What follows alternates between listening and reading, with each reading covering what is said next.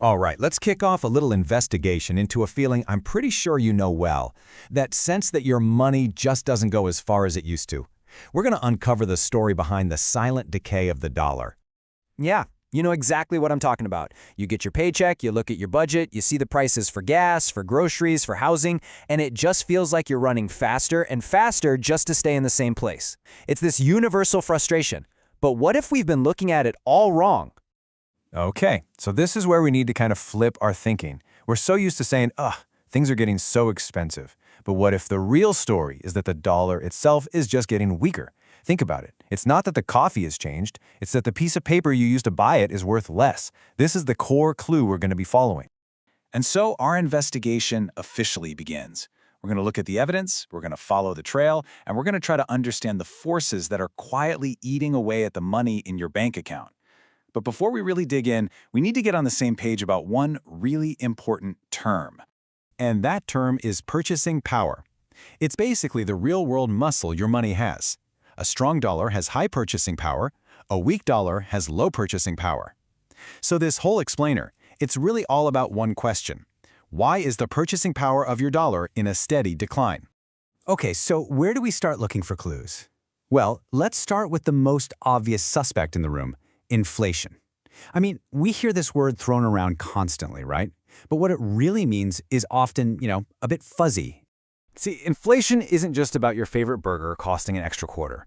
It's this slow, systematic, economy-wide drop in what our money is actually worth. The dollar isn't collapsing, it's just being watered down, slowly, consistently, year after year. Okay, let's put some numbers to this to make it real. If you hear that inflation is at 6%, that doesn't just mean prices went up.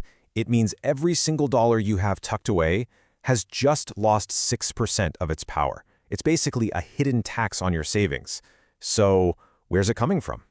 All right, now we're going to follow the trail from the symptom, inflation, back to the source. And you can think of that source as this huge, interconnected, money creation machine. This really breaks it down pretty simply. It starts when the government spends more money than it brings in from taxes. To make up that difference, it has to borrow. But a huge part of filling that gap means expanding the money supply. And what happens then? Well, you get more and more dollars created and injected into the system, all chasing the same amount of actual stuff. This is honestly the perfect way to think about it. It's like a company just keeps printing more and more shares of stock, but the company itself isn't getting any more profitable. What happens? Every single share you own becomes a smaller piece of the pie, so it's worth less. That's exactly what's happening to the dollar when the supply just keeps expanding. And it's not just about printing money. You got this persistent government debt, which is kind of like a ball and chain. It just erodes confidence over the long haul. And then you have these low interest rate policies. I mean, when rates are super low, especially lower than inflation, why would you save? You're actually guaranteed to lose purchasing power. Your money is literally a melting ice cube while it just sits there in a bank account. Okay, but this whole thing isn't just happening in a vacuum here at home. What happens around the world has a huge impact on the dollar's value. So let's zoom out for a second and look at those external pressures. So for decades, the US dollar has been the world's reserve currency. Countries all over the globe held onto it to trade with each other. This created this massive, constant demand for dollars. But that's starting to change. We're seeing this trend, people call it de-dollarization, where more and more countries are actively trying to rely less on the dollar. So you add that to things like geopolitical risk and the fact that the US just keeps importing more than it exports, and what you get is a slow but steady drop in global demand for the dollar. And that just puts even more downward pressure on its value. Okay, we've followed the clues. We've looked at the mechanisms. But now we get to the final reveal, the really crucial part of this whole story. What if I told you that this silent decay isn't an accident at all? What if it's actually a feature of the system, not a bug? This right here, this shows exactly why so many of us feel poorer even when we hear the economy is growing. Sure, your wages might be going up a little bit, but look at the price of the really big stuff. The assets like housing or essential things like healthcare and college tuition, they're just skyrocketing. The inflation is basically hiding in plain sight inside these asset prices, and it's making it almost impossible for wages to ever catch up.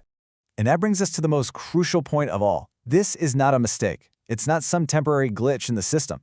The modern dollar, the whole system, is literally designed to lose value over time. It is an intentional structural part of how everything works. Okay, so you're probably asking, why? Why on earth would it be designed this way? Well, for one, modern currencies aren't backed by a physical asset like gold. So a policy of slow, controlled inflation is actually intentional. It forces you to do something with your money. It discourages you from just saving cash and pushes you to either spend it or invest it, which, keeps the economy humming. And maybe the biggest reason of all, it makes it way easier for debtors, especially massive debtors like governments, to pay back their loans down the road with dollars that are cheaper and less valuable than the ones they borrow. And that brings us to our final and most important question.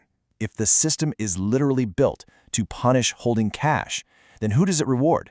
It rewards the people who own the assets that inflate in value, things like stocks, real estate. It rewards debtors. And that, right there, is the final piece of the puzzle. It's the hidden rule in the story of the silent decay of your dollar. Thanks for coming along on this little investigation.